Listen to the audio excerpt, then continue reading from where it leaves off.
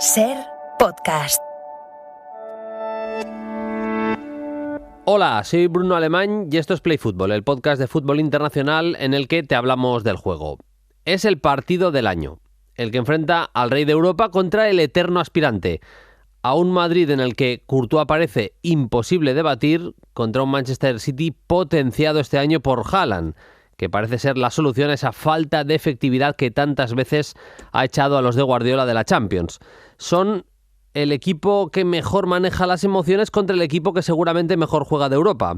Dos maneras también diferentes de dirigir desde los banquillos. Guardiola, meticuloso en lo táctico, contra un Ancelotti que da mucha importancia a la gestión de grupo, al sentido común, pero también a la libertad en ataque para que los jugadores de más talento puedan decidir. Dos clubes opuestos en su concepción también de lo que debe ser una entidad deportiva. El Real Madrid construido por su grandeza histórica, el City aupado por los millones que llegan desde Abu Dhabi y también, hay que decirlo, una muy buena gestión. Es en definitiva, por morbo y sobre todo por calidad, una final anticipada. Una fiesta para los que somos futboleros, que sabemos que cuando llega a estas alturas del año hay grandes partidos y este lo es sin ninguna duda. Hoy nos sumergimos a fondo en el partido del año.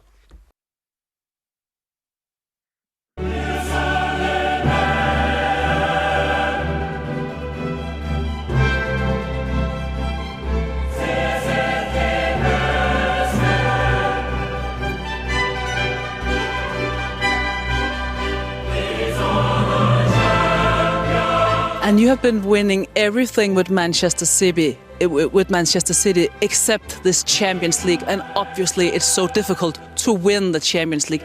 Tell me a little bit why it's so difficult. Because Madrid is always there. Tough luck. Yeah. No os penséis que este audio tiene mucho tiempo, que es del año pasado cuando el Madrid eliminó al Manchester City. Es de hace apenas unos meses, del mes de octubre, concretamente cuando se acabó la fase de grupos. Una periodista le pregunta a Guardiola que por qué es tan difícil ganar la Champions, que lo ha ganado todo con el Manchester City menos la Champions League. Y Guardiola contesta, porque está el Madrid en la Champions. Esa es la razón por la que es tan complicado. Bueno, pues esta semana tenemos un Real Madrid-Manchester City, una final anticipada, martes 9 de la noche, el partido al que le vamos a dedicar más tiempo y esta apertura de Play Fútbol del episodio de esta semana. Saludo ya a Aritz Gabilondo y a José David López, que ya me escuchan. Hola Aritz, ¿qué tal? Muy buenas. Hola, ¿qué tal? Muy buenas. Por ahí anda también José David López. Hola David, ¿cómo estás? Hola, muy buenas, ¿qué tal? Los dos venidos de, alguna aventurilla. En el caso de Aritz, te lo pasarías bien en las últimas semanas. Me parece que has hecho viajecito por Inglaterra con buenos resultados además, Aritz. Sí, estuve en Inglaterra aprovechando el City Arsenal, decisivo por la Premier, y bueno, visitamos a Unai Emery, a Lopetegui, le dimos suerte sobre todo a Julen, que ha medio salvado allá al Wolves, y estuvimos viendo las instalaciones y la metodología de trabajo de Emery, que yo creo que ha dado un salto de calidad enorme a Aston Villa en este arranque del proyecto que él encabeza. Y que está de rigurosa actualidad también por lo que va a ocurrir de manera oficial, no es oficial todavía, pero ese fichaje de Mateu Alemany, del que hasta ahora era director de fútbol del Barça, que es una de las noticias de las últimas semanas sin ningún género de dudas. Y también me da mucha envidia lo que ha hecho Aritz, me da todavía más o como mínimo la mínima lo que ha hecho David, que es estar cubriendo la final de la Copa del Rey, ese partidazo entre el Real Madrid y el Osasuna en la Cartuja, que no sé si es un campo muy, muy cómodo, no sé si es un campo muy allá, pero bueno, que no deja de ser una final, David, y se vio un gran partido y además un gran ambiente sobre todo. Sí, gran ambiente, la verdad no había estado nunca en una ciudad que está Betis-Sevilla, te esperas que vaya a ser un campazo, está muy bien, pero yo creo que se quedó un poco vetusto. Fíjate que para no ser tan viejo en ese sentido, tener 24 años, da la sensación que es un poco más viejo, por lo menos en las tripas. Luego exteriormente parece un centro comercial por fuera, pero por dentro verdaderamente me llamó mucho la atención. Y el resto, que os voy a decir, partidazo, afición tremenda, sobre todo la osasunista, que había plagado Sevilla absolutamente rojo, y bueno, toda la grandeza que tiene una final, pero la gente del Madrid, Bruno, no te voy a engañar, está pensando en lo que vamos a hablar ahora, que es el martes, porque verdaderamente toda la cabeza, cada vez que hablabas con un madridista, era, sí, hoy muy bien, pero nosotros lo que nos importa es el martes. Bueno, de hecho, en Carrusel, en el último tramo de Carrusel, Javier Raez fue metiendo uno por uno a todos los jugadores de la plantilla del Madrid, y hay un momento muy bueno porque le pregunta a Vinicius, ¿qué le dices a la afición madridista? Dice que el martes vamos a por el City, ¿sabes? Acaban de ganar un título y ya estaba diciéndole en la celebración que iban a por el City. Pero bueno, también es un poco la idiosincrasia del Madrid, ¿eh? El Madrid gana una Champions y ya en la misma celebración están diciendo vamos a por la del año que viene. Pero es un poquito cómo se mueve el Real Madrid, que enseguida vamos a lo futbolístico, pero quiero que empecemos analizando la eliminatoria desde lo anímico. Porque la Champions es la eliminatoria también de las emociones, Aritz, y es verdad que que el Madrid jugaba con la ventaja seguramente de eliminar al City y de cómo eliminó al City el año pasado, pero que esa ventaja seguramente se había reducido un poco por el tema de que la vuelta este año se va a jugar en Manchester. Sin embargo, el hecho de acabar de ganar una Copa del Rey, supongo que para el Madrid, Aritz, como mínimo lo iguala todo, si no le devuelve en lo anímico a un punto superior al equipo de Ancelotti para afrontar la eliminatoria. Bueno, el Madrid yo creo que es el número uno en igualar anímicamente este tipo de duelos, ¿no? El año pasado, sin ir más lejos, yo creo que no era favorito en ninguna de las 3 eliminatorias que acabó remontando. Este año a mí me parece que todo el proyecto, todo el estilo, incluso el cambio de rumbo, si queremos verlo así, incluso futbolístico de Guardiola, está moldeado precisamente para poder derrotar al Real Madrid. Ficharon a un delantero capaz de marcar goles sin tener una gran relación con el juego, que es Erling Haaland, que le faltaba el año pasado, por ejemplo, y estos últimos años. Yo creo que han entendido que en Europa no se pueden cometer errores, no puedes ser un equipo excesivamente alegre. Lo vimos en el partido en Alemania frente al Leipzig, en el partido en Alemania frente al Bayern, muchísimo más pragmático el Manchester City, y eso también creo que está concebido desde la decepción que supuso caer ante el Real Madrid. Y bueno, pues yo creo que está más cerca que nunca de poder eliminar al conjunto blanco. Por fútbol, por supuesto, pero también lo estaba anteriormente. Pero es que hay otros condicionantes, sobre todo en Europa, que son los que más domina el Real Madrid, que hay que tener muy en cuenta a la hora de poder jugar una eliminatoria contra el conjunto blanco, y a mí me da la sensación de que este año sí que tienen muy interiorizados respecto a los anteriores. Hay un factor muy importante, y es que yo he sido fiel defensor de que en Inglaterra se le da muchísima importancia a la Premier, como mínimo que Champions y campeonato local, que en este caso es la Premier League. No hay tanta distancia entre ambos como sí que le tenemos la diferente consideración en España. Dicho esto, bueno, el Manchester City se está jugando la vida en la Premier League, y Guardiola ha venido haciendo alguna mini rotación en las últimas semanas, pero bueno, lo del sábado fue, no voy a decir escandaloso, pero bueno, juega Laporte, que prácticamente no había tenido minutos, juega Rico Lewis, que es un futbolista que en las últimas semanas había sido residual, se deja en el banquillo a gente como Bernardo, como Rodri, gente que es absolutamente fundamental, el propio Grealish también, que ha jugado muy bien este año. Bueno, que hizo un equipo absolutamente diferente. Vamos a hablar de cómo gestionó el partido el Manchester City, sobre todo de las novedades. Nos vamos con el corresponsal del diario AS, también de la cadena SER, Pablo Montaño, que nos cuente un poco la última hora de cómo llega también con el tema de los lesionados el Manchester City a la eliminatoria. ¿Qué tal, Pablo? Muy buenas. Hola, Bruno, ¿qué tal? Muy buenas. Pues el City llega lanzado al partido de ida contra el Real Madrid. Yo creo que la posibilidad de conseguir un triplete histórico ha coincidido con ese momento de forma que tiene siempre el equipo de Guardiola en cada tramo final de temporada, y ahora mismo es que parece un equipo imparable. Contra el Leeds consiguió su 10ª victoria consecutiva en Liga y ya es líder destacado de la Premier. En el debut de Sam Allardyce como técnico del Leeds United, Haaland no vio portería, ya que cedió un penalti a Gundogan para que hiciera el hat-trick y el alemán falló desde los 11 metros, pero sí volvió Kevin De Bruyne, y es que el belga se había ausentado contra Fulham y West Ham por unas molestias en la pierna, según había estado comentando en las ruedas de prensa Pep Guardiola, pero contra el Leeds volvió a la titularidad y disputó los 90 minutos, por lo que parece estar en perfecto estado de revista para la ida contra el Real Madrid. Con quien sí hay más dudas es con Nathan Ake, que otra vez volvió a resentirse de los problemas musculares que sufrió contra el Bayern a mediados del mes pasado y tuvo que pedir el cambio en la segunda mitad del partido contra el Leeds. Guardiola dijo en rueda de prensa que no había hablado con los médicos y tendría que ver cómo evoluciona en los próximos días el neerlandés, que yo diría que se ha erigido como una de las grandes revelaciones de la temporada, tanto en el City como en la Premier, en esa defensa de 4 centrales. Aún así, el técnico español pudo, en el último duelo liguero antes de la eliminatoria europea, dar descanso a varios pilares fundamentales como John Stones, Rúben Díaz, Rodri Hernández o Jack Grealish. Precisamente comentaba Aritz el tema de la defensa, de ese Guardiola un poquito más pragmático en la Champions. David, la posible duda de Walker, de Nathan Ake, me parece que es muy importante también por la idea que pueda tener Guardiola. Para mí hay una cosa que es fundamental en esta eliminatoria y es cómo encara Guardiola el tema Vinicius. Si ya desde el principio lo considera un problema o bueno, dice vamos a jugar, nosotros hacemos nuestro juego, que es algo muy de Guardiola, pero que, como decía antes Aritz, no hemos visto tantísimo en esta Champions. Se ha protegido más ante jugadores que son muy desequilibrantes, les ha puesto un poco un antídoto. Me parece que es la clave, lo que puede marcar sobre todo al menos el partido de ida, porque la eliminatoria va a ser larga. Pero si hace algo especial con Vinicius o no Guardiola para el partido del martes.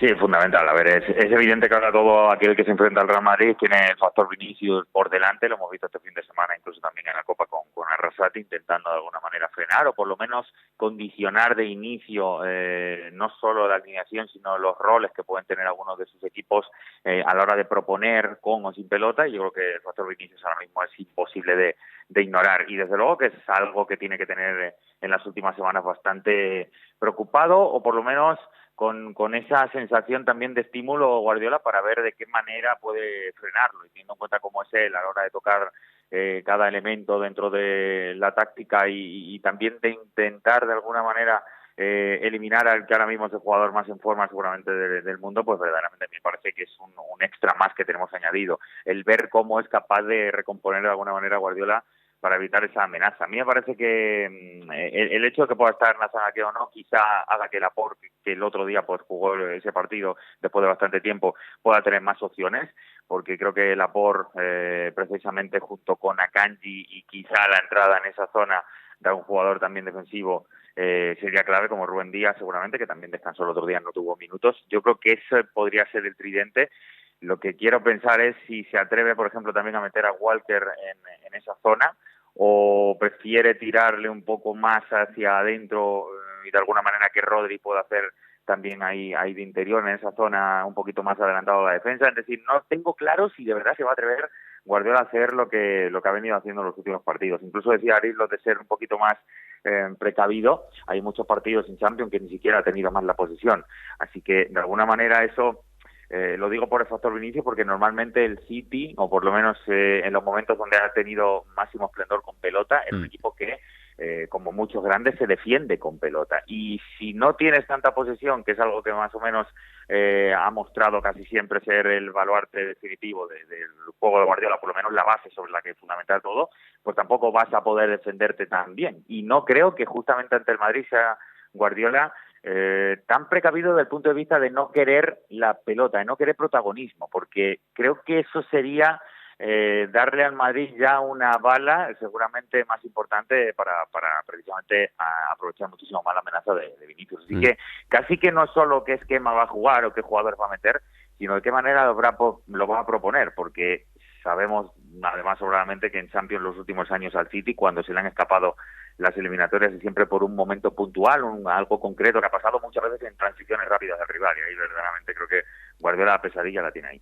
Yo es que creo, Aritz, y me parece que es interesante lo que decía David, que no vamos a ver un Manchester City, sí que va a ser protagonista, evidentemente, va a querer tener el balón, va a querer ser Manchester City, el Manchester City de Guardiola, no tengo ninguna duda, pero al mismo tiempo debe tener en la cabeza seguro, es verdad que eran condiciones muy extrañas porque estaba jugando Fernandinho en aquel momento de lateral derecho, pero el gol que marca Vinicius en el Etihad del año pasado.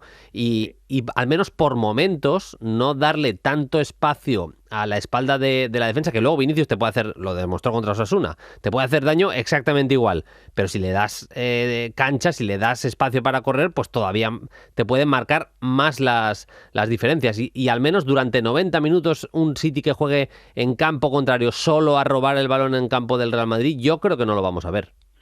A ver, aquí el problema, bueno, o la duda para mí también es lo que va a plantear el Real Madrid, no solo el City. Yo creo que el City lo que quiere es tener el balón, le da igual tenerlo, a poder ser, si lo tiene más cerca de la portería contraria, pues mejor, porque es un equipo que en el juego posicional seguramente sea el mejor del mundo, pero está demostrando que si lo tiene atrás tampoco le va mal. Lo hemos visto con mucho pelotazo largo de Ederson hacia Haaland. Es una salida natural que antes no tenía, jugar un poquito, bueno, bastante más directo, buscar a Haaland de manera muy vertical y que Haaland sea capaz de, como le hizo por ejemplo en el gol en el 1-0 ante el Arsenal, descargar y que acaben beneficiándose otros, sea De Bruyne o sea algún jugador que tenga cerca. Pero esa es una salida que antes el City no tenía y que creo que con Haaland ha ganado, ¿no? Que es tener el balón desde la verticalidad, no solo desde la horizontalidad, y tener el balón desde el primer pase, no solo desde los pases que pueda recopilar cerca del área contraria. Entonces, a mí mi duda es qué va a hacer el Real Madrid. Si el Madrid decide esperar muy atrás, pues se arriesga a que el juego interior del City, pues en alguna acción de la enorme calidad que tiene, le pueda sorprender. Pero también es verdad que presionarle arriba, que dudo que vaya a hacerlo, entraña esos riesgos, ¿no? Porque ha encontrado una salida al City a ese tipo de obstáculo que anteriormente no tenía. Está claro. El año pasado es verdad que había un jugador que en estas previas que hacíamos de Champions, en las mesas de análisis, decíamos, vale, va a saltar seguro porque lo que va a hacer Ancelotti es meter 4 centrocampistas. Van a jugar Casemiro, Kroos, Modric, y va a meter de falso extremo por la derecha a Valverde. Y saltaba de la ecuación Rodrigo. Eso no va a pasar este año, porque no, es que vamos, o sea, es que sería una locura ahora mismo dejar a Rodrigo en el banquillo. Un futbolista que es verdad que no se está mega hinchando a marcar goles, pero bueno, lleva 6 en Liga. Entre ellos le ha marcado en duelos decisivos a Barça y Atlético de Madrid. Lleva 5 en Champions, entre ellos un doblete en Londres contra el Chelsea para acabar de definir la eliminatoria. Viene de marcar un doblete en la final, marcó también en Copa del Rey uno de los mejores goles de la temporada del Madrid en la prórroga contra el Atlético de Madrid en esa eliminatoria. Bueno, en definitiva, que la temporada de Rodrigo es para que sí o sí ahora mismo sea titular. Van a jugar Rodrigo, Vinicius y Benzema arriba, de eso no hay duda, con Rodrigo cayendo bastante más por dentro y demás. David, aquí el tema está en el centro del campo. Que el año pasado sabíamos que era Casemiro, Kroos y Modric, y este año, ¿qué? Porque acabó Valverde tieso del partido, Kroos, Modric, Valverde también titular, ves a Tchouaméni como pivote titular. ¿Cómo ves las opciones de Ancelotti para el centro del campo? Me sorprendería mucho, pero mucho que no fuera Modric, Kroos y Valverde. Todo lo que sea meter a Tchouaméni, sobre todo porque no creo que esté ahora mismo en el mejor momento y porque verdaderamente creo que a largo plazo en méritos que han demostrado esta temporada, creo que estos 3, al igual que Rodrigo se lo ha ganado arriba, creo que esos 3 son absolutamente intocables en el centro del campo, porque el empaque que le da a Kroos y Modric, pues ya no hace falta recalcarlo más veces, son 2 monstruos en este tipo de eliminatorias y saben por la jerarquía que tienen ser muy compactos, muy fiables en este tipo de partidos. Creo que el músculo de Valverde de una manera u otra tiene que estar, es decir, probablemente en algún momento Ancelotti daba a su famosa energía, pues lo utilizaba Valverde en esa zona más a la derecha como en la parte de extremo por Rodrigo, por aquello de tener siempre un elemento más físico que te permita salir en otra altura también en esa banda derecha. Ahora no lo puedes meter ahí porque Rodrigo está intocable, quizá piensa que a lo mejor no necesita tanto físico en esa zona medular, con lo cual creo que va a dar prioridad a Valverde, de Kroos, Modric. Si Modric está bien, que es mi duda, es verdad que en la Copa jugó unos minutitos el sábado y eso me hace ver que verdaderamente lo estaba intentando testear de alguna manera Ancelotti. En caso que no pudiera, evidentemente entraría Tchouaméni en esa zona en vez del croata, pero me parece que lo tiene muy claro y no hay tantas dudas como en otros momentos. Y antes, fíjate, apunto a lo que decía antes Aritz, el tema de Haaland y el tema Vinicius. Fíjate que estos dos ahora, Vinicius ya estaba el año pasado, como citabas, que marcó gol incluso en el Etihad, pero lo que ahora representa Vinicius es algo estratosférico comparado con lo del año pasado. Y a City justamente ahora sí que tiene también un elemento brutal arriba que de alguna manera es ese monstruo que nadie quiere ver y que realza, me parece, coloca a estos dos equipos en un punto mucho más alto de la eliminatoria que vimos el año pasado. Lo que quiero de alguna manera decir es que si el año pasado fue brutal la eliminatoria, no vamos a llegar a ese nivel de sorpresa, de locura, de impacto que tuvimos con el desenlace final, pero a nivel de lo que representan hoy Bruno, Aritz, yo creo que está muy por encima todavía este partido de lo que era el año pasado. Por citar también algunos de los grandes nombres, Aritz, Haaland, ya hemos hablado de él, pero Haaland sin Militao. Es verdad que no viene jugando sus mejores partidos Militao en las últimas semanas, es así, pero al mismo tiempo está siendo el mejor defensa propiamente del Madrid. No sé cómo crees que lo va a resolver Ancelotti ahí en el eje de la defensa y si la amenaza de Haaland es todavía más ante futbolistas que no están siendo tan determinantes como Militao esta temporada. Bueno, supongo que jugará Rudiger con Alaba y bueno, a ver, Haaland es una amenaza para cualquier central. Evidentemente yo creo que Militao, si tiene algo bueno es que defiende hacia adelante. Lo que hubiera conseguido con Haaland es que te va mordiendo en cada acción, ¿no? Pero también es cierto que el noruego es muy bueno de espaldas, protege el balón de maravilla y es difícil saber cómo tienes que defenderle, ¿no? Si vas al cuerpo a cuerpo, que creo que es lo que va a hacer Rudiger, porque esa es su naturaleza, ¿no? Digamos, ir al combate, ahí probablemente tengas más que perder que de ganar. Yo creo que a Haaland se le defiende dentro de la dificultad, se le defiende mejor con el cerebro que con el músculo, ¿no? Y entonces, bueno, veremos. Es difícil en cualquier caso porque lo dijo Guardiola y estoy completamente de acuerdo. No es solo un goleador, es un delantero. Es que no es solo un delantero tampoco. Me parece que es un jugador que está aprendiendo conceptos con Guardiola impresionantes. Decían al principio de temporada que podía haber problemas para que se aclimatara al juego de Pep, incluso al juego del Manchester City o de la Premier, y todo lo contrario. Es que ha cogido cosas saliendo de posición, arrastrando a centrales, sirviendo de apoyo y de jugador que abre también vías para la segunda línea que le hacen un futbolista todavía más completo. Eso sí, si no voy equivocado, me parece que es el primer enfrentamiento entre Haaland y Courtois en la historia. Yo no me suena que haya jugado el Madrid. Es importante, ¿eh? A mí me parece importantísimo. Todavía tengo grabado en la memoria el fallo de Grealish que acaba sacando Mendy. Hay una de Mendy y otra de Courtois. Grealish tiene dos en el partido, exacto, en el Bernabéu. Sí. Al final no se puede perdonar en estos partidos. Claro. Y creo que con Haaland ese grado de eficacia de cualquier equipo, pero también del City, se eleva sustancialmente, ¿no?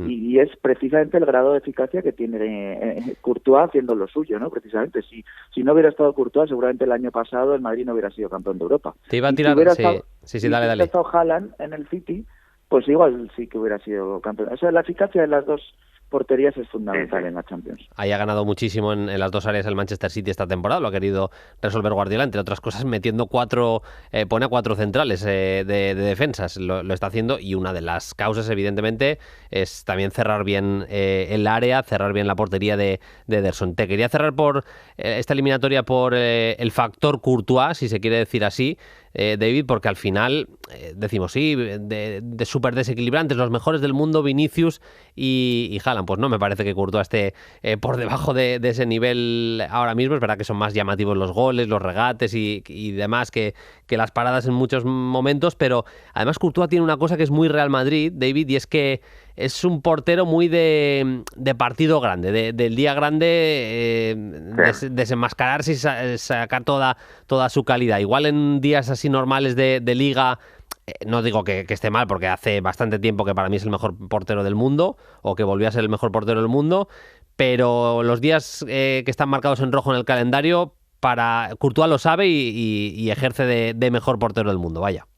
Sí, yo, fíjate, esa descripción que estoy totalmente de acuerdo, pero afinaría incluso más, Bruno. Yo diría que lo que pasa es que cuando le hace una parada a Almería, por ejemplo, que salva el partido, pues no deja de ser una parada a la Almería Pues que puede salva ser, un partido. puede ser. Pero cuando lo hace en una semifinal, en unos cuartos de final, en una jugada que tú sabes que es gol o gol al 90% y de repente hace esa misma parada y se la hace a Mahrez o se la hace a Grealish el año pasado, pues claro, verdaderamente se coloca al nivelazo brutal que representa que no gana solo 3 puntos en un partido de liga, un poquito que no importa demasiado, o hacerlo para meterse en una nueva final de Champions. La diferencia es abismal en ese sentido y claro, tiene mucha más relevancia hacerlo en esas noches. Y además para mí es que se lo ha creído más que ninguno, verdaderamente. En los últimos tiempos hay una cosa que me gusta mucho. Los porteros normalmente antes no lo hacían. Ahora mismo cada vez que hace una parada muy buena, que es muy habitualmente, por suerte para el Real Madrid, Courtois, él mismo tiene una capacidad de estimularse a sí mismo tremenda. Y es algo que yo solamente recuerdo en el dúo Chiellini y Bonucci, ¿os acordáis? Que casi se pegaban entre ellos de cómo lo celebraban las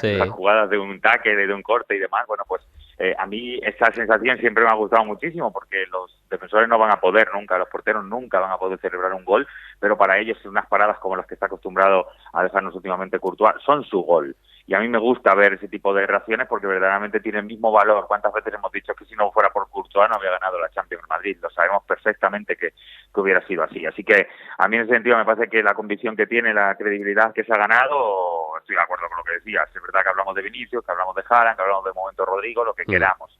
Pero portero número 1 del mundo es indiscutible, no se puede no hablar de él, porque sabemos que además va a tener su momento, porque no vamos a dudar ni a nadie que Haaland va a tener la suya y que Courtois a lo mejor recibe 3, pero le va a evitar un par de ellos también, eso lo sabemos desde ya. Está claro.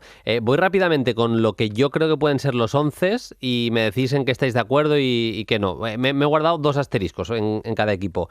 El Madrid, Aritz, Courtois, Carvajal, Rudiger, Alaba, Camavinga en la defensa. He metido en el centro del campo a Tchouaméni, Kroos y Fede Valverde. Rodrigo, Vinicius y Benzema arriba. 2 asteriscos. Nacho, que podría entrar en el lateral para que Camavinga fuera centrocampista, y Modric, que podría entrar en el centro del campo. ¿Compras? No compro Tchouaméni bajo ningún concepto. Vamos, vale. Me parece ¿Crees que va a ser suplente? Sí, suplente. Yo cualquiera de las 2 otras alternativas te las compro. Es decir, que sea Kroos el mediocentro posicional y entre Modric, o que sea Camavinga el mediocentro posicional y entre Nacho. ¿David? Lo de Tchouaméni ya lo he solventado antes, no lo veo de titular. Lo de Camavinga no jugando ahí, que jugara Nacho, no solo lo veo, sino que querría que fuera así, porque es verdad que Camavinga para mí se lo está ganando, ¿no? La confianza y demás, pero en partidos de este tipo creo que está teniendo partidos que están ensalzando su labor, porque físicamente, porque va muy bien al corte, ahí marca diferencias. Pero si se tiene que plantear un partido del Real Madrid en el que sepa al rival que ahí le puede hacer mucho daño, le plantea cambiándole el perfil, obligándole a tener que retroceder, bueno, a mí me parece que por ahí le puede hacer mucho daño y no querría que se viera desde el principio del partido que Camavinga es eslabón débil, por decirlo de alguna manera. Y en el Manchester City, Ederson en la portería. Yo he metido a Walker en el lateral derecho, con Stones y Rúben Díaz en el eje de la defensa, eso lo tengo bastante claro. El lateral izquierdo, claro, yo creo que va a jugar a qué, pero si no, incluso pondría Kanji por delante de... Lo ha puesto el lateral izquierdo en algún partido ahora mismo. Sí, por eso. Yo creo que le tiene más confianza al suizo que a Laporte ahora mismo. Con Rodri, Gundogan y De Bruyne en el centro del campo. Bernardo en la derecha, Grealish en la izquierda y Haaland arriba. Asterisco, evidentemente, el de Mahrez, y bueno, he metido el de Akanji también. Podrían meter más, Foden, Julián, no descarto, no creo que sea imposible que sean titulares, pero vamos, pongo solo 2 asteriscos, que son Akanji y Mahrez. Empiezo por ti, David. Sí, lo veo igual, básicamente, porque es verdad que Mahrez, yo creo que por relación con el gol en partidos de este tipo, me fiaría más de él quizá que algún otro que podemos citar, como que fue Foden, como que fue Grealish, Bernardo incluso, pero creo que por ser un partido además fuera de casa primero, creo que no va a jugar Mahrez, así que firmaría exactamente lo que has dicho tú. Y cierras tú, Aritz. No, yo totalmente de acuerdo en 10, que creo que son titularísimos ahora mismo en el City, y por supuesto Bernardo por delante de Mahrez, y mi única duda es Akanji o Walker, sinceramente lo digo, o sea que creo que por rival y por Vinicius, Walker tiene más sentido, porque es un defensa muy rápido, pero claro. Akanji ha hecho un temporadón, el otro día Guardiola le puso por las nubes cuando jugó de lateral izquierdo, dijo que había jugado en las 4 posiciones de la defensa, en las 4 bien, que es un chico excelente, que ha sido una gratísima sorpresa, y a mí no me extrañaría verle de central junto a Rubén Díaz y que Stones jugara en esa posición híbrida de lateral derecho cuando defienden y medio centro cuando atacan. Esa es mi única duda, Walker o Akanji. Pedazo de previa nos hemos marcado del Madrid-Manchester City. Nos queda también tiempo para hablar del derbi de Milán, de ese Milán-Inter. Hubo un derbi también en semifinales. David, te acordarás seguro esa mitiquísima foto de Materazzi y Rui Costa viendo una bengala arder en el césped de San Siro. Yo creo que es una de las mejores fotos de la historia del fútbol, te diría. Me parece impresionante. No sé si la tienes en la cabeza ahora mismo.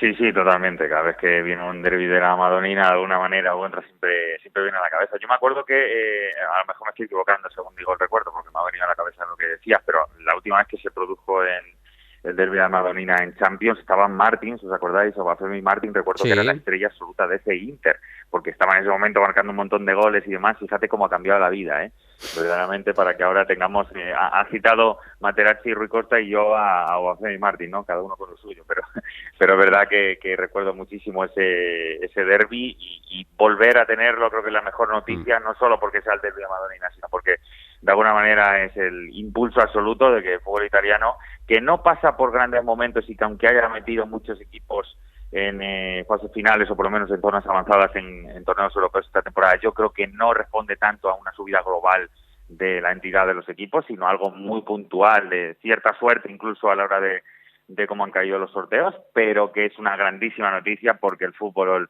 europeo necesitaba cuanto más mejor. Italia se había caído en los últimos tiempos y no nos lo merecemos ninguno que se caiga Italia. Quería empezar precisamente por el tema de hacer la fotografía del fútbol italiano, Aritz. Fiorentina se puede meter en final de Conference League, la Juve esperemos que no, pero se puede meter en la final de la Europa League y vamos a tener seguro un finalista italiano, bueno, la Roma también, que no lo he dicho, en Europa League también podría clasificarse, y vamos a tener un italiano entre Milan e Inter en la final de la Champions. Claro, a mí me suscitaba otra reflexión y es que tan solo Madrid y Madrid a su manera, porque en Liga no lo ha conseguido, y el Manchester City están consiguiendo pelear por todos los títulos sin que alguna de las competiciones se vea afectada. El Madrid se ha dejado muchos puntos en Liga, el año pasado sí que lo consiguió, el Real Madrid con Ancelotti claramente, pero claro, Milan e Inter, temporada súper irregular en Liga italiana, claro, en Champions dan el callo. La Roma también bastante irregular, aunque en eliminatorias los equipos de Mourinho funcionan muy bien. La Juve lo mismo, semifinalistas Europa League. La Fiorentina pues está haciendo un gran 2023 y esta racha la ha llevado también. Quiero decir que yo me esperaría a sacar grandísimas conclusiones de regreso del fútbol italiano y demás. No sé cómo lo ves. Qué pesimista eres, Bruno. No, o sea, a ver, yo veo aquí un haz de luz muy importante, que es el tema de los entrenadores. Creo que hay un boom de entrenadores italianos emergente que me parece que es muy, muy importante. Bueno, hay 3 entrenadores entre los 4 semifinalistas de la Champions, 3 entrenadores italianos, quiero decir, de entre los 4. Hay ejemplos de veteranos como Ancelotti que están funcionando muy bien, otros de jóvenes que están irrumpiendo como Simone Inzaghi, aunque lleva ya su tiempo, otros de una época intermedia como Antonio Conte. Estamos viendo a De Zerbi hacer un equipo de autor en la Premier con el Brighton. Está Pioli, está Spalletti que ha ganado la Liga con el Nápoles. Es decir, yo creo que hay como una cultura que se había perdido un poco de hacer muy académico el fútbol italiano y se está empezando a notar en los equipos. Probablemente no sean equipos completos ni continuos porque hay problemas todavía y quizás no sea el mejor momento a nivel de talento de Italia, y ni siquiera a nivel mercado pues pueden competir con los grandes clubes por cuestiones económicas. Pero sí que hay ese impulso que te dan los banquillos. Eso me hace ver, y el Milan y el Inter este año en la Champions me lo demuestran todavía más, que son equipos competitivos en Europa. Quizás se les fue en la Serie A, también es verdad que el condicionante de que un equipo te lleve 15 puntos en muy pocas jornadas hace que te dejes ir, ¿no? Pero estoy viendo que son capaces de complicar la vida a cualquier equipo en Europa, y eso a mí me sirve para darme cuenta de que hay algo que se está empezando a germinar en Italia, y me gusta, y creo que viene todo de de ese boom que se está viviendo en los banquillos de manera más frecuente últimamente. Para el partido, David, es seria duda Rafael Leao. Contaban los medios en Italia ayer que tiene una elongación en el abductor de la pierna derecha, se le hizo en el último partido del Milan, y a mí me parece, si se confirma, una baja fundamental, al punto que veo la eliminatoria igualada tirando hacia Milan, pero si es baja o no está bien Rafael Leao, veo incluso, te diría, al Inter favorito, que además viene de ganarle a la Roma 0-2, que Lukaku está cada vez mejor, Varela se va encontrando, las bandas cada vez mejor. Te diría que 50-50, y si no está Leao, algo más favorito, casi me voy al 55 o 60 para el Inter, David. Sí, también. Yo creo que es una baja, bueno, es un jugador capital, ¿no? O por lo menos es un jugador de que te puedes imaginar algo diferente. Fíjate que estaba diciendo Ari la valoración sobre plantilla, sobre todo mostrando que el técnico es, digamos, el líder, no solo en ideas, sino seguramente también en ese empaque. Digamos que toma un protagonismo mucho mayor que incluso la capacidad que pueda tener la plantilla, porque normalmente estos técnicos están sacando mucho más valor a lo que realmente tienen cuando miran atrás al banquillo, y precisamente uno de los que puede romper esa línea y demostrar que sí que está por encima de la media normal es Leao, así que si Leao no está, evidentemente el Milan pierde una barbaridad y la eliminatoria claramente cambia exponencialmente su registro. A mí la sensación que me da con estos dos equipos es que para mí han llegado un poco por un cúmulo de circunstancias positivas que le han venido en un momento concreto de la temporada. El hecho de que se hayan podido dejar llevar muy rápidamente de la Serie A les ha quitado casi presión, porque toda Italia se ha dado cuenta muy pronto este año que no iban a poder ganar la Liga. Por lo tanto, por ahí el camino ha bajado muchísimo la necesidad de estos dos, se podían centrar mucho más en la Champions, y también el hecho de incluso la sensación de añoranza a que por fin pudieran dar un golpe sobre la mesa. Quien lo lograba en Milan, pues el Inter decía, no puede ser que yo no lo dé. Si lo daba el Inter, y en Milan decía, no puedo ser menos, porque estamos en una situación parecida. El hecho de que Milan ganara el año pasado el Scudetto y el hecho de que el Inter en los últimos tiempos, como hemos dicho tantas veces con ejemplo, pues al final nunca respondía al nivel que verdaderamente creíamos que podía dar, creo que ha hecho que todo se haya juntado muchísimo y al final el nivel de los dos sea muy alto. Pero si no está Rafa Leao, a mí la sensación que me da es que el Inter, que creo que para mí es ligeramente el favorito ya de por sí, porque me parece que tiene más registros y más cosas para ofrecer, pues creo que sería un poquito más favorito todavía. Aritz. Sí, totalmente de acuerdo. Lo que dice David, pues al final, si nos ceñimos a los últimos partidos de Inter y Milan, pues tampoco es que haya sido un equipo excesivamente regular, ¿no? Lo contrario. Los dos conjuntos yo creo que han dejado bastante que desear, pero esto es la Champions, no hay un favorito, los derbis normalmente suelen tener desenlaces inciertos. Me estaba viendo ahora, justo por eso estoy dando un poco despistado el River Boca, y bueno, pues son... Romero figura, bueno, hay que decírselo a la gente, estamos grabando cuando estamos en la segunda parte del River Boca. Bueno, te digo, Romero figura que cada vez que levanto la cabeza casi está haciendo una parada al portero de Boca, el chiquito Romero. Grande el chiquito, sí. Pero bueno, que es lo que comento, que más o menos al final los derbis es que no se sabe por dónde pueden salir. Pero no con con cualquiera, y más en unas semifinales de Champions. Pues está claro. No, sí, estáis de acuerdo conmigo, sí. pero me cabrearía un poco. Fíjate que el Inter ha sido quizá un poco más animoso, pero el Milan sobre todo ha sido extremadamente defensivo en Champions. O sea, ha cambiado completamente su registro porque no se suele comportar así. Pues me cabrearía un poco que en un fútbol italiano que estamos diciendo, y nosotros que lo vemos muchísimo, que sabemos claramente o mandamos el mensaje últimamente que no es para nada defensivo, que es todo lo contrario, que es una de las ligas donde más goles se meten, que hay partidos de mucha locura, de mucho vértigo, pues que justamente por la rivalidad que tienen, por el miedo precisamente ante la presión, porque hay que tener un factor claro, no es solo meterse en una final después de mucho tiempo y sentir de alguna manera que estás de vuelta a dos equipos que han estado en una crisis tremenda, es que encima si no ganas es contra tu gran rival, y eso es algo que, pues ya que estamos diciendo River Boca, pues sí. Sabemos lo que es, ¿no? Cuando aquí vi aquella final mítica, pues no era perderla ante el que toda tu vida te va a recordar que la has perdido. Con lo cual creo que eso puede hacer que veamos un partido, una eliminatoria mucho más seca, más áspera de lo que yo creo que respondería ante los cánones actuales que tiene el fútbol italiano. Y verdaderamente ahí es el único miedo que tengo, que ojalá verdaderamente no se apodere de ellos la precaución, sino un poco el vértigo y muestren que el fútbol italiano, pues quizá no es brillante en cuanto a plantillas, pero sí está siendo brillante últimamente en cuanto al atrevimiento que hay en el fútbol italiano actual. La vamos a disfrutar casi pase lo que pase, pero es verdad que molaría más un derbi, un Inter-Milan o Milan-Inter en este caso, que es el primer partido hace de local el Milan, pues un poquito más movidito. En cualquier caso, va a molar mucho la semana de Champions, martes con el Real Madrid-Manchester City, miércoles Milan-Inter. Aritz, la semana que viene más. Gracias por este rato, Bien. un saludo. Un abrazo, chicos. Lo mismo, David, hasta la próxima. Abrazo, chicos, chao, chao.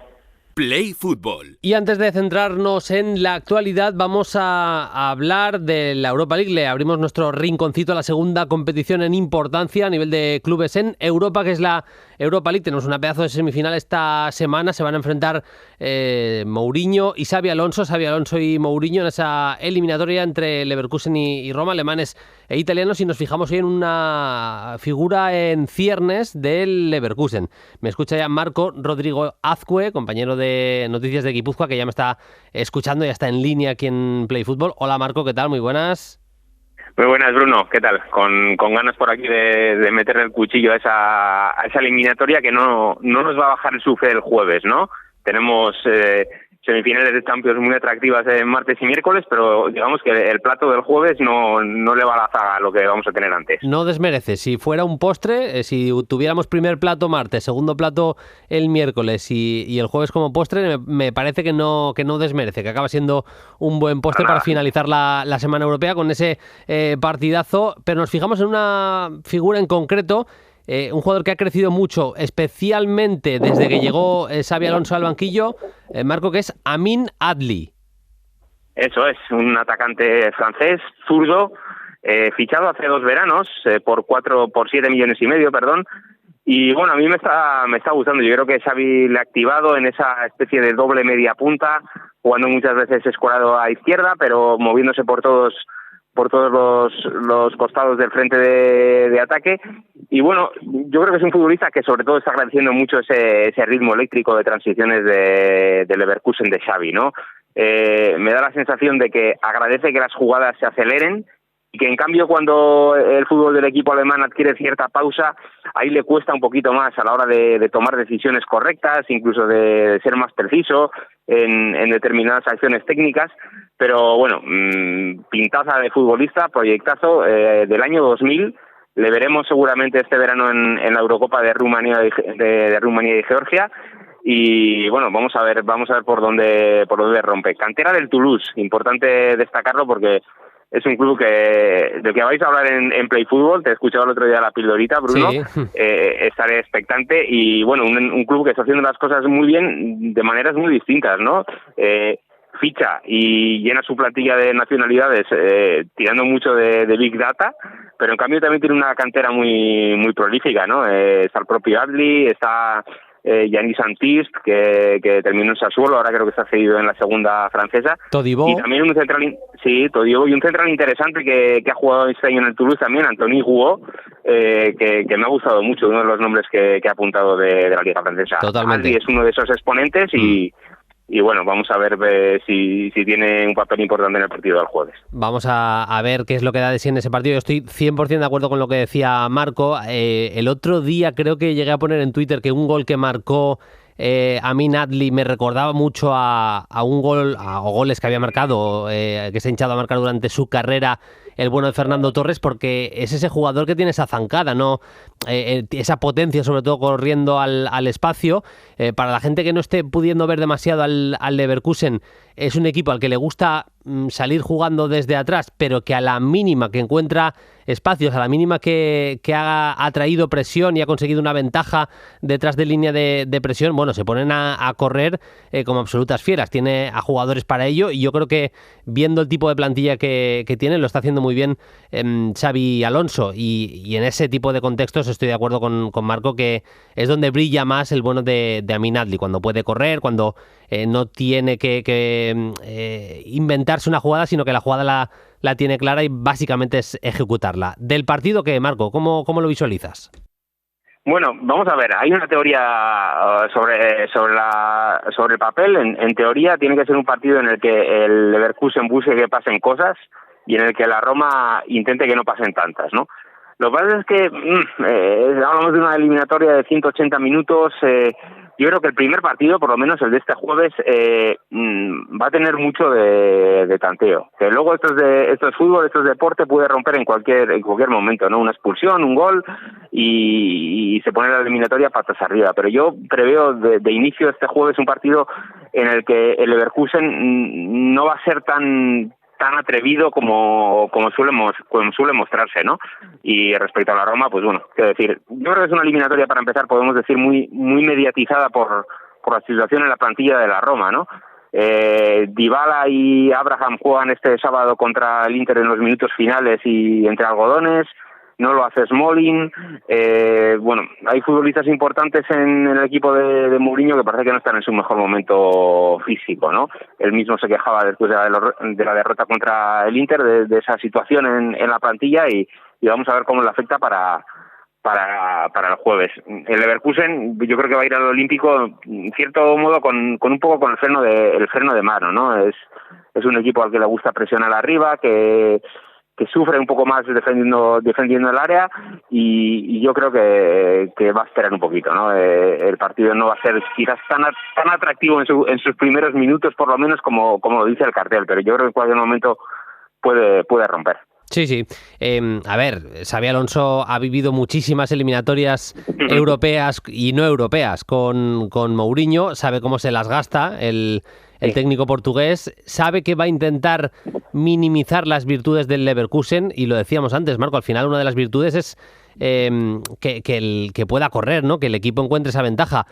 No sé, yo creo que o prepara un plan muy específico de presionar muy bien, de alternar tramos de buena presión arriba con otros de meterse atrás, o directamente no muerde arriba, pero para mí la clave, o sea, por dónde vaya a empezar la eliminatoria moviéndose, el guión de esta eliminatoria pasa por ahí, hasta qué metros va a presionar la Roma, si lo hace de manera constante, si lo hace menos, pero seguro que tiene un plan muy pensado Mourinho para eso y seguramente Xabi Alonso también para contrarrestarlo.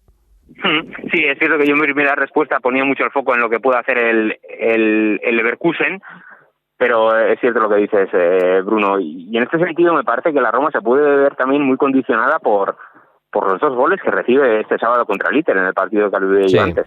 Son dos situaciones en las que la Roma yo creo que se ve más forzada que otra cosa a ir un poco arriba, a buscar al Inter. Estaban los centrales del equipo de Inzaghi moviendo el balón muy abiertos, con el propio Onana participando también en la circulación, y ahí el equipo de Mourinho se vio obligado a ir a la presión y directamente le rajaron el canal, sobre todo con el 0-1 de Di Marco, ¿no? En un contexto similar, con un Leverkusen que también suele hacer cosas similares en salida de balón y con futbolistas muy eléctricos que te pueden enganchar a la contra o en transición, bueno, yo creo que el equipo de Mourinho, dentro de ese debate interno que podemos tener todos respecto a lo que puede hacer, que planteaba esto ahora, Bruno, yo creo que se va a decantar por esperar y por hacer la eliminatoria larga. Es algo que, digamos que en el fútbol europeo puso de moda el propio Mourinho, ¿no? En su vida, cuando jugaba el partido de ida en casa, tocaba apretar para obtener una renta importante, y aquello de ser conservador en casa en la ida de una eliminatoria europea lo puso de moda el bueno de Mo. Bueno, ahora sin valer doble los goles a domicilio, puede perder un poco de vigencia aquello, ¿no? Pero bueno, viéndolo cómo actuó el equipo de Mourinho durante las últimas temporadas, incluso en octavos de final contra la Real, yo creo que podemos esperar un partido en el que el balón sea alemán, y en el que yo la gran duda que tengo, y ya lo exponía antes, es qué puede hacer el equipo alemán también a la hora de defender, ¿no? Creo que va a ser un poco menos atrevido, pero también es cierto que es un equipo que en defensa aérea sufre bastante, ¿no? Entonces tampoco puede recular mucho. Pero ahí también va a estar buena parte de la clave del partido del jueves. Lo repasábamos hace unas semanas, el 26%, no tengo el dato actualizado, pero el 26% de los goles que había marcado la Roma en Liga Italiana habían sido a balón parado, que es una cifra altísima, la más alta digo en porcentaje, no la cifra absoluta, que ahí está por encima de todos el Nápoles, pero la cifra en porcentaje es la más alta de toda la Serie A, y ahí puede sufrir, es una de las vías por las que puede sufrir el Leverkusen. Ya para cerrar, Marco, tenemos jugadores a los que nos apetece ver en los dos bandos, jugadores a los que si la táctica de un equipo no llega, recurrir a ellos para decantar la balanza, y hay varios jugadores que tenemos ganas de ver, vaya, en una eliminatoria de este nivel, ¿eh? Lo dices y se me va a la cabeza Florian Wirtz, a mí, personalmente. Vale, pues tenemos telepatía, telequinesia, como le quieran llamar a estas historias, sí. Sí, está claro. Es un futbolista que lo ha pasado muy mal, con una lesión larga, ha ido entrando poco a poco en el Leverkusen y yo creo que es una noticia muy feliz. Al margen de la evolución propiamente dicha que ha tenido el equipo en lo colectivo, también para Leverkusen que Florian Wirtz haya regresado a este nivel, pues también es muy positivo, ¿no? Vamos a ver de cómo gestiona esta eliminatoria y también dónde le sitúa a Xabi Alonso, ¿no? Es cierto que el Leverkusen viene jugando sin referencia, tiene a Patrick Schick, el checo, lesionado, Azmoun suele ser suplente, el delantero iraní, y está utilizando al propio Florian Wirtz como jugador, digamos, que más adelantado, pero con una libertad total para moverse por todo el frente del ataque, ¿no? Está asumiendo galones y vamos a ver si esos galones los asume también en una semifinal europea en el Olímpico de Roma, ¿no? Es bueno, no te voy a decir duda, el aliciente que puede existir, ¿no? De cómo se comporta en este tipo de contexto tan competitivo, tan ya final en una competición europea, y yo en este sentido soy optimista. Creo que pueden encontrar los resquicios para hacer daño a un muro, ¿no? Como es el del equipo de Mourinho, que si en algo se especializa es en minimizar a rivales. Tenemos ganazas de la Champions y también de la Europa League, que por cierto vamos a vivir otra eliminatoria brutal con ese Juventus-Sevilla, aunque sea de manera rápida. Marco, ese equipo de Mendilibar, cómo le ha dado la vuelta al calcetín el técnico vasco también, al que conoces también perfectamente, va a ser una eliminatoria también chula entre el rey de esta competición, que es el Sevilla, y bueno, uno de los que a priori era favoritos viendo plantilla, que es la Juventus, ¿eh? Sí, hay cosas que, fíjate que nos gusta, ¿no? A todos los playfutboleros hablar de táctica y demás, pero hay cosas que trascienden a la pizarra, ¿no? Y que, por ejemplo, una de ellas es que el Sevilla saliera vivo de Old Trafford en el partido de cuartos de final, después de esos 50-60 minutos iniciales tan complicados que vivió. Pero bueno, hay cosas que suceden porque tienen que suceder, y que Sevilla estén en estas semifinales de la Champions, pues es una de ellas. Yo sigo viendo al equipo de Mendilibar, digamos que demasiado abierto en muchos minutos de los partidos, y si Allegri y su Juventus pueden aprovecharlo y aciertan en área rival, yo creo que tienen muchas papeletas para llevarse la eliminatoria. Esto sobre el papel, vuelvo a lo de antes, estamos hablando de unas semifinales de Europa League, está el Sevilla de por medio, y hay que darle opciones, eso es seguro. Va a molar la semana de Champions y de Europa League. La semana que viene más, ya con los partidos de vuelta. Marco, muchas gracias. Agur, un abrazo. Un abrazo, Bruno.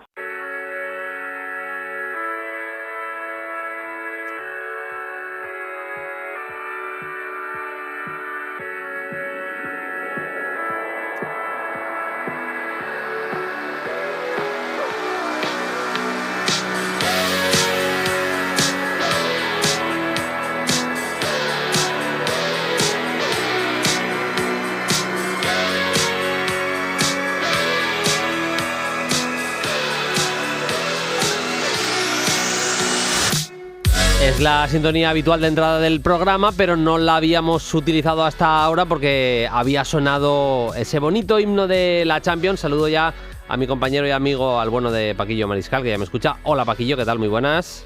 Muy buenas, Bruno. Muchas ganas de hablar de fútbol. Hemos tenido cosas interesantes este fin de semana. El Arsenal que no cede a la presión del Manchester City, ganando la Juventus, que está en una muy buena racha, ganando a Atalanta, cerquita de afianzar su plaza Champions si no se mete ningún juzgado de por medio y les vuelve a quitar puntos. Y vaya pedazo de racha del Liverpool. De hecho, vamos a empezar por ahí. Bueno, y hay preguntas de los oyentes bastante molonas esta semana. Vamos a recuperar una que nos dejamos de la semana pasada y alguna más. Empezando por lo del Liverpool. Le ganan al Brentford por 1-0 con tanto de Salah. y ahora mismo es verdad que tienen un partido más que el Manchester United. El Manchester United perdió ayer contra el West Ham y la situación es que no estamos tan lejos de decir que puede sufrir el equipo de Ten Hag para mantener la cuarta plaza ahora mismo, Paquillo.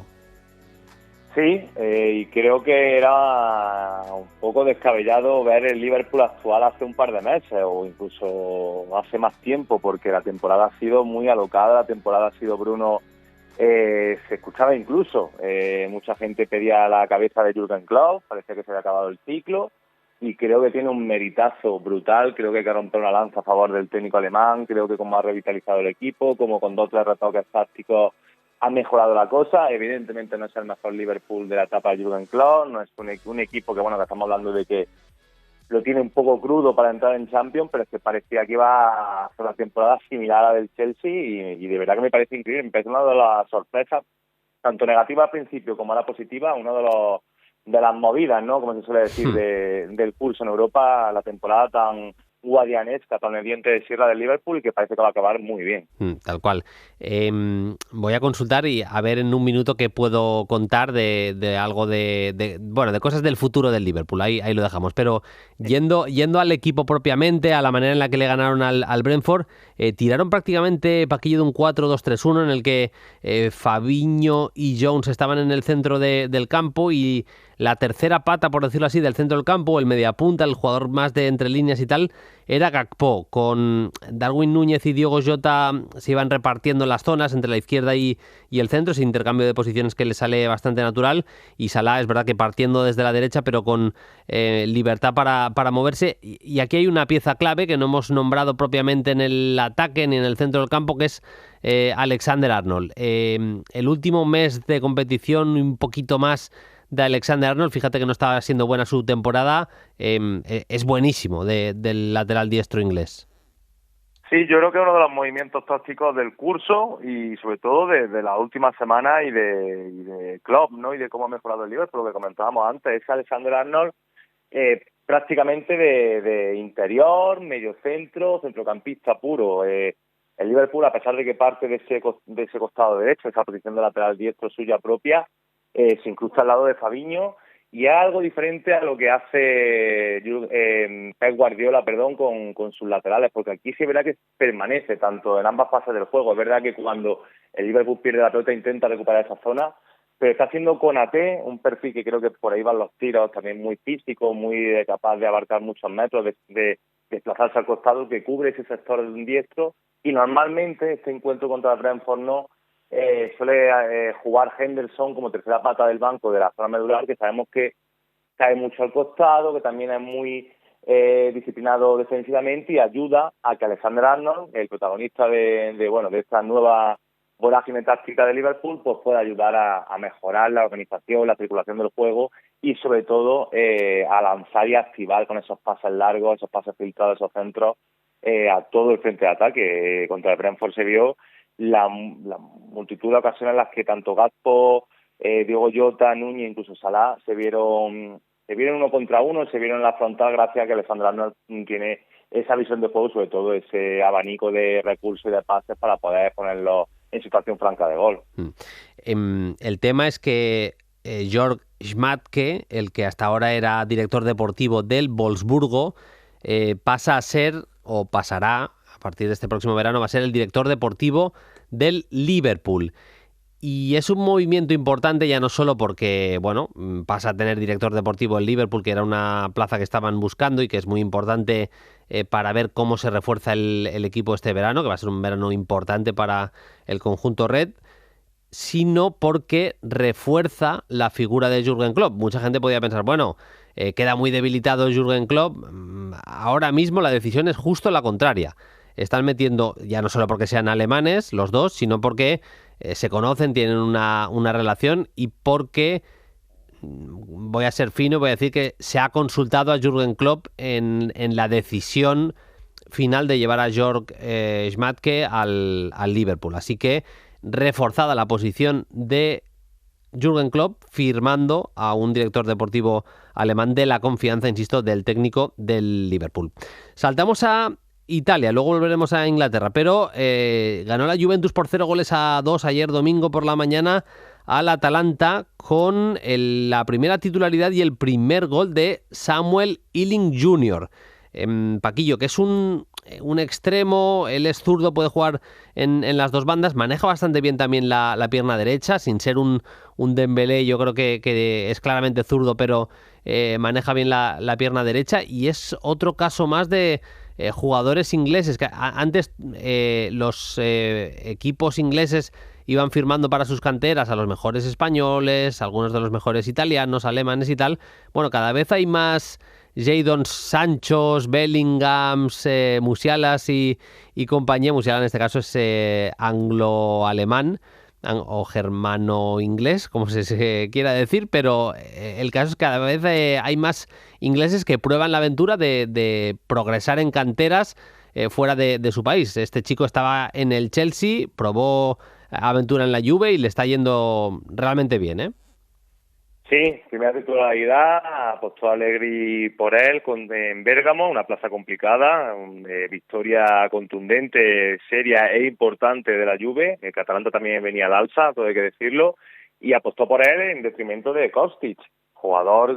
Si la Juve ha tenido muchísimos cambios de 11 titulares, piezas que han entrado y han salido, jugadores lesionados, uno de los que siempre o casi siempre ha estado todo el curso ha sido Kostic, pero bueno, para darle descanso al serbio. Ealing Jr., que efectivamente tú lo has explicado muy bien, Bruno, habla a las claras del nivelazo que muestra ahora mismo la cantera inglesa, tanto la hemos visto en selecciones sub-17, sub-19, sub-21 como la absoluta con toda la etapa y periplo de Southgate. Y bueno, un gran Ealing Jr. fue clave en la victoria de la Juve en Atalanta, insisto.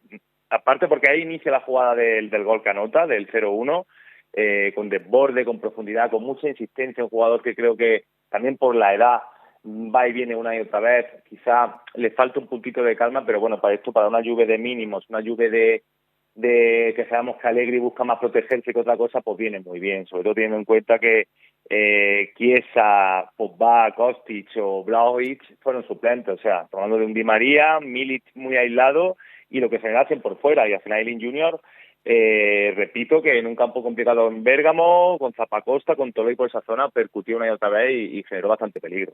Victoria de la Juve con un gol de Samuel Ealing Jr. y otro gol de Dusan Vlahovic, que es un futbolista que no está firmando buena temporada, que ha tenido mala suerte en muchos de sus remates, que o bien acababan en paradón del portero, bien en los palos, pero no está haciendo una buena temporada.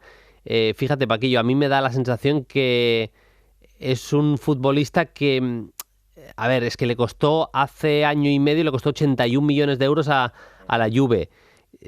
Si tiene alguna necesidad económica la Juve y quiere venderlo, yo, si fuera el director deportivo de cualquier equipo que esté buscando un buen 9, yo me la jugaba por Vlahovic. Yo no sé si tienes la misma sensación, pero a mí me da que ha sido simplemente un mal año, ¿eh? Y yo me fío bastante de Dusan Vlahovic. Sí, yo también.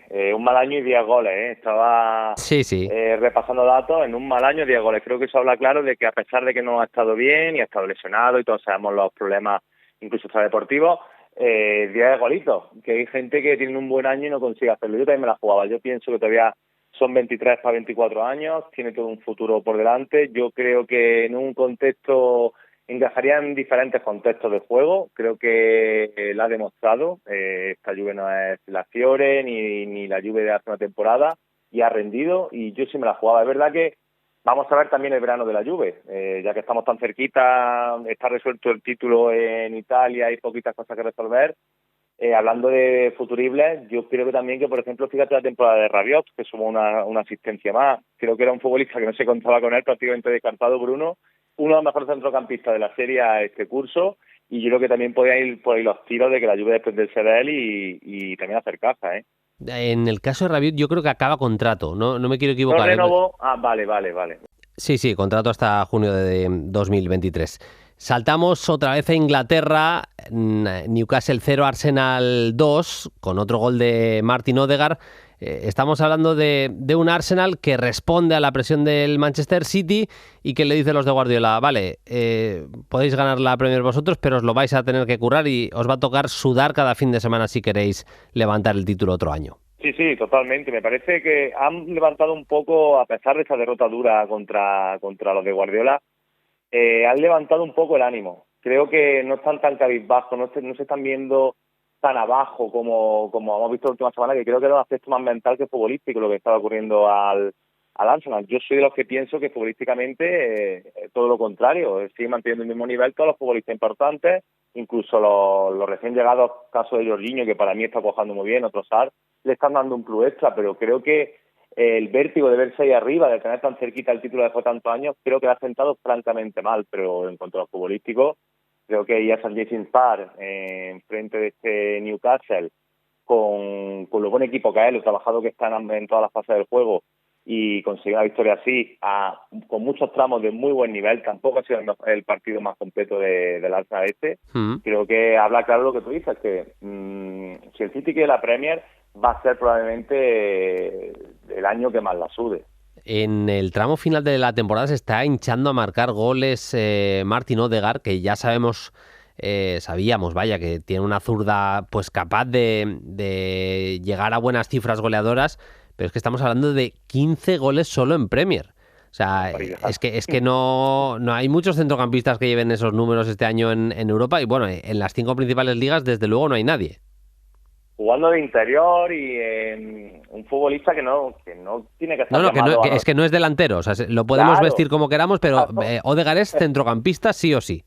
Claro, y sin jugarse, porque en sus sesiones en el Eredivisie, en algún momentito del tramito que estuvo en el Real Madrid, ha jugado como ese falso extremo derecho, que quieras que no ya está en una línea más superior, no tienes que quizás enfocar un poquito más en pisar el área rival, pero es que está jugando de interior diestro.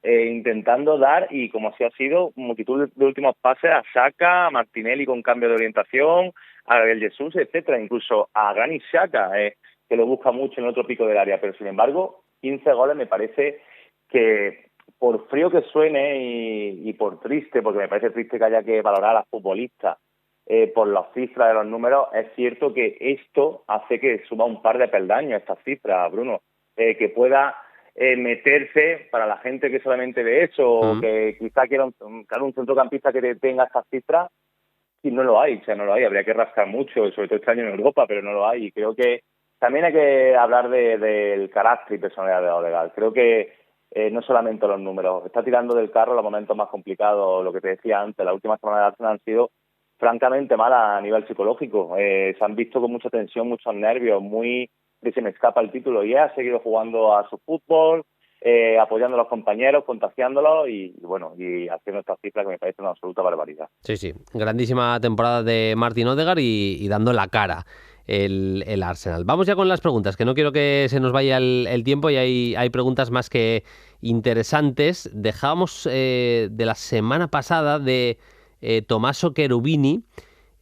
Contestamos a la pregunta de la sintonía y luego decía: elegid 3 nombres de jugadores sub-21 para cada campeonato del top 5 que os hayan molado esta temporada. Dice, no tienen que ser los mejores. Bueno, yo he elegido más o menos a los mejores. Es un top 3 de jugadores sub-21 de cada una de las 5 principales ligas. Voy a saco con mis nombres, porque si no se nos va a ir muy largo. Decimos los nombres al menos de cada uno de los dos y dejamos resuelta la duda de nuestro oyente. En la Premier yo he elegido a Saka, a Harvey Elliott y a Michael Olise, todos con 21 años o menos.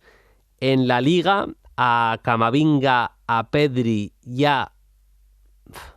voy a meter ahí a Gabri Veiga. Tenía la duda con Ansu y con Gavi, pero bueno, meto a Gabri Veiga, que me ha encantado su año, y sobre todo también por el tema del rendimiento de esta temporada. En Bundesliga, lo siento, pero voy a meter a 4, no puedo hacer top 3. Musiala, Bellingham, Guardiol y Wirtz. Me niego a quitar a uno de esos 4. En la Serie A he metido a Højlund, el delantero de Atalanta, Scalvini, también defensa o centrocampista de Atalanta, y tenía la duda, pero voy a meter a Miretti, ahí en el jugador de la Juve del centro del campo. Y en Liga Francesa voy a meter a Nuno Méndez, pedazo de carrilero del PSG, a Ryan Cherki, y tenía dudas con el tercer puesto, que si Balogun, Malo Gusto. Bueno, voy a meter a 17 años también del Paris Saint-Germain, que es verdad que por rendimiento igual no, pero por potencial para mí tiene que estar en un top 3. ¿Cuáles son tus nombres, Paquillo? Vale, en Premier a Rico Lewis del City, ¿Sí? Xhaka y Garnacho. Serie he coincidido contigo en 2 de 3, Scalvini de Atalanta, Miretti de la Juve y Samardzic de Udinese, muy bueno. Un gran descubrimiento este año para mí. En Bundesliga, Silvilla del Friburgo, Hausler, el delantero del Leverkusen, y Wimmer de Wolfsburgo, que creo que también son... Me he tirado por algo menos mainstream. Mola, sí. En la Liga Francesa, Balogun, Cherki y Benzegir del Mónaco, y en la Liga Española, Arnau Martínez del Girona, el lateral carrilero diestro, Gabri Veiga y Jackson del Villarreal, que está haciendo un último tramo de temporada brutal. Bien metidos, nombres ahí alternativos. Hemos sacado una lista bastante chula. Mira, nos decía Álvaro, dice: buenas, quería preguntar a Paquillo si es aficionado del Real Jaén. Si es así... Espera. Dice, si es así, ¿es el Alavés el equipo al que más hate le tienes? Dice, soy aficionado al Biazul, y si la respuesta es sí, sabrás por qué lo digo. Lo entendería perfectamente. Enhorabuena por el programa, os sigo siempre, cracks los dos. Pues responda usted a Álvaro. Yo no sé, a ver, Álvaro, yo vivo en Jaén, pero yo soy de Mallorca, o sea, yo tengo mucha afinidad Real Mallorca, ¿vale? Real Jaén, quiero que le sucedan cosas buenas y conozco toda la historia, pero no soy aficionado como tal, no voy al campo. Y sí sé por qué lo dice porque la 2013-2014 vosotros mantuviste y el Real Jaén descendió, un partido agónico, última jornada, 2-3, ganó aquí a la vez en Jaén. Y quiero recordar, y solo de memoria, que la última vez hubo también un ascenso, un playoff, que el Alavés pasó y el Real Jaén se quedó en la extinta segunda vez. O sea que entiendo que por ahí van los tiros. Pero vamos, que me encanta el Alavés, que yo recuerdo el Alavés que de la final contra el Liverpool, por ejemplo. Famosísima. Sí. Nos preguntaba también en comentarios de iVox, Ulises nos preguntaba por portero sub-21, por los que van a jugar el Europeo sub-21. Bueno, lo va a jugar Meslier, Ulises, así que es verdad que no ha hecho su mejor año ni mucho menos, pero va a estar como portero titular de Francia. Y ya que preguntabas a mí, Obusu Oduro, el portero que ha sido campeón con el AZ juvenil, me ha gustado muchísimo. Y teníamos alguna pregunta más. Ya sabéis que es en comentarios de iVox, os dejáis el comentario o la pregunta que os dé la gana, o también en @playfutbol en Twitter. Y teníamos aquí, espera que se me cargue la movida esta, esto de no escribirnos las cosas, el periodismo nuevo, conlleva algunos riesgos. Luis Alberto Martínez, bueno, es que no se me carga, ahora sí. Dice, buenas muchachos, esta va para Paquillo como buen fan de Brozo que es. ¿Dónde veis a Brozovic? ¿En un Barça de pivote con juego de posición o en un Newcastle acompañando a Bruno Guimaraes? Yo lo tengo clarísimo, Paquillo, pero responda usted. A ver, yo respondí por Twitter y digo algo aquí. Yo creo que Brozovic lo ha demostrado desde que llegó al Inter, incluso con Dalic en Croacia y demás, que se adapta a cualquier tipo de contexto. Me parece... Estoy de acuerdo, sí. Que es un futbolista muy completo. Mejor para cualquier modelo de lo que la gente puede hablar y parece que solamente rinde en tal. A mí me gustaría, como fan del fútbol y fútbol internacional, no tengo nada en contra del Barça muchísimo menos, pero me gustaría verlo en Newcastle. Ojalá el Newcastle mantenga a Bruno Guimaraes y veamos un Joelinton, Brozovic. Bruno, ahora bien, como sustituto de Busquets / acompañante de Frenkie de Jong, me parece que en poquita oportunidad en el mercado mejor evento por todo, lo que reúne Brozovic. Estoy de acuerdo. Yo creo que dibujas un perfil para sustituir a Busquets y pocos te salen mejor que el de Marcelo Brozovic, es tal cual. Pues nada, hemos sacado un ratito también para contestar a los oyentes, que había varias preguntas, algunas con mucha miga, con mucha chicha, y lo hemos resuelto lo más rápido que hemos podido para que no se nos vaya demasiado de tiempo el programa. Paquillo, la semana que viene más, que se empiezan a decidir ya los títulos y, bueno, en breve nos va a tocar hacer el tema de 11 ideales de la temporada y demás. No sé si estás preparado, pero se viene en curvas. Se viene realmente lo bonito de la temporada, sí. Bruno. Ya empezamos a elegir, la gente ya empieza a rajar. Sí. Claro. Lo chulo de esto. Grande, Paquillo, la semana que viene más. Un abrazo. Un abrazo, Bruno. Chao. Vamos a ponerle cierre al programa.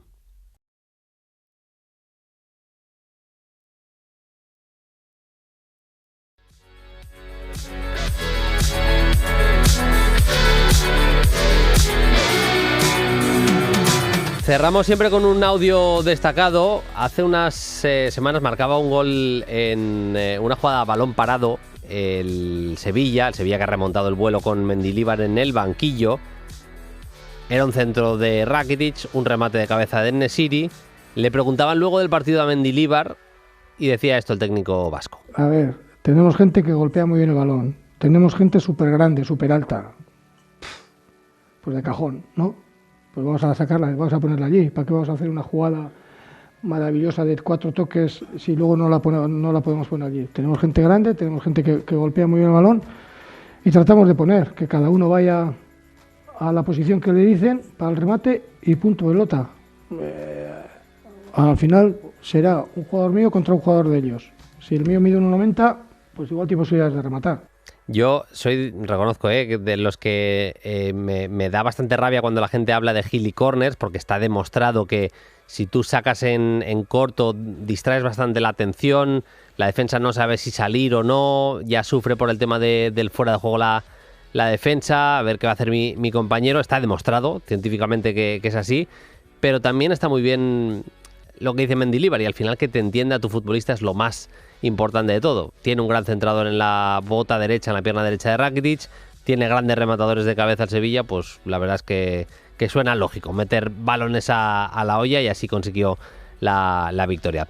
Nosotros nos vamos, volveremos con más Play Fútbol la semana que viene, pero entre semana tenemos Champions, tanto martes como miércoles en Carrusel Deportivo, también el jueves con la Europa League, todo el deporte europeo, el fútbol europeo en la SER. Hasta el lunes que viene, sed felices, adiós.